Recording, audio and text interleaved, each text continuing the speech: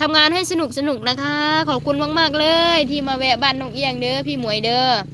พี่หมวยสุดสวยขอบคุณนะคะขอบคุณที่มาส่งกำลังใจให้น้องเอียงให้มีกำลังใจสู้ๆเนาะขอบคุณพี่จ๋าด้วยนะขอบคุณพี่จ๋าแล้วก็ขอบคุณพี่หมวยมาพร้อมกันเลยเนาะวันนี้ก็ยินดีที่ได้รู้จักแล้วก็ยินดีต้อนรับเข้าสู่ซองน้องเอียงนะจังใดก็ขอบคุณ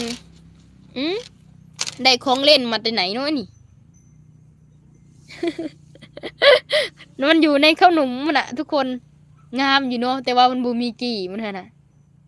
จากเด็กหน่อยเก็บมันแต่ใส่ นะครับพี่ขอตัวก่อนนะครับน้องเอี้ยงโอเคค่ะ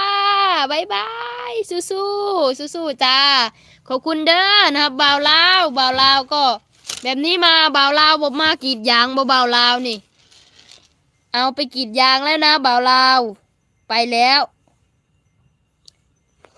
นะครับขอบคุณหลายๆเด้อขอบคุณหลายๆ ของดิ้นเหล็กน้อยถ้าได้นี่ก็เท่อยู่นะทุกคนถ้าน้องเอี้ยงใส่สร้อยคำคือไหมอันนี้ขี้กระลุยมันอยู่ในข้าวหนุ่มนะทุกคนนะแต่ว่ามันบ่มีอัน บ่มีขอเกาะมันนะทุกคนก็เท่ดีได้เลยเนาะถึงสีของปลอมก็เท่อยู่นะสีเหลืองสีเนี่ยสีเหลืองสีน้ำตาลนะทุกคนไม่ใส่ของแท้นะนี่เป็นของปลอมในข้าวหนุ่มนะทุกคนนะขอบคุณหลายๆเด้อค่ะขอบคุณหลายๆเด้อ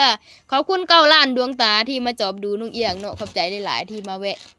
ทักทายเทคแคร์กันนะคะก็ขอบพระคุณที่รักกันขอบคุณที่ฮักแพงกันขอบคุณหลายๆเด้อพี่หมวยนะไปแล้วไปทำงานสั่นขอให้พี่หมวยทำงานมีความสุขขอให้เจ้านายรักเจ้านายฮักแพงขอให้มีแต่คนพ่อแต่คนดีมีน้ำใจเหมือนพี่หมวยเนาะมาให้พี่แดงพี่แสงก็ยังอยู่พี่ขอตัวไปทำงานก่อนนะจ๊ะขอบคุณค่ะพี่แสงสุดสวยนะครับพี่แสงอย่าลืมไลฟ์สดเด้อสู้ๆพี่แสงอย่าลืมไลฟ์สดให้ผ่านเร็วๆนะไล่สดเอามันจังมีมันจังพามันจังได้ชั่วโมงไวขนาดพี่แสงสู้ๆขอบคุณนะคะส่งกำลังใจมาให้สู้ๆจ้าขอบคุณในหลายที่มาส่งกำลังใจให้น้องเอียงสู้ๆอาจารย์กับใดที่เรายังมีลมหายใจเรายังมีหวังเสมอนะครับทุกคน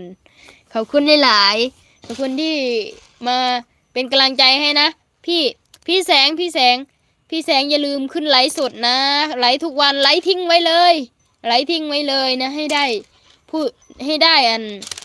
ให้ได้ผ่านเร็วๆให้มีตัวเอสให้มีการสร้างรายได้ได้นะฮะพี่หมวยพี่แสงนะครับขอบคุณหลายๆเด้อพี่แสงเนาะที่มาให้กำลังใจแล้วก็มาซัพพอร์ตบ้านน้องเอี้ยงนะก็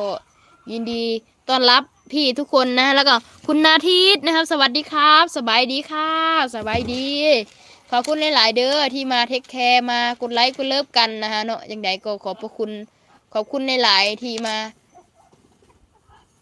กดไลค์กดเลิฟกันนะคะขอบคุณสวัสดีนะฮะสบายดีอากาศหนาวๆร้อนๆอยู่ทางบ้านเอียงอ่ะวันนี้แบบอากาศแบบร้อนๆแน่แบบอยากร้อนอยากหนาวแบบนี้นะทุกคนก็สิประมาณนี้แหละเนาะทุกคนเนาะก็ขอบใจนำทุกคนทุกท่านเด้อขอบคุณทุกคนทุกท่านที่มาเป็นกำลังใจให้หนุ่งเอียงอะไรเนาะมากดไลค์กดเลิฟกัน สวัสดีสบายดีไหมทั้งนั้นหนาวไหมครับขอบคุณนะกำลังใจเลิฟนะ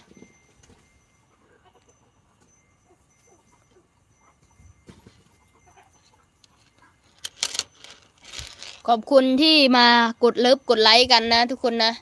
เหลืออีกหน่อยนึงหนูยังก็จะได้ลงไลค์เลยเนาะทุกคนแต่ก็ขอบใจนำทุกคนทุกท่านที่มา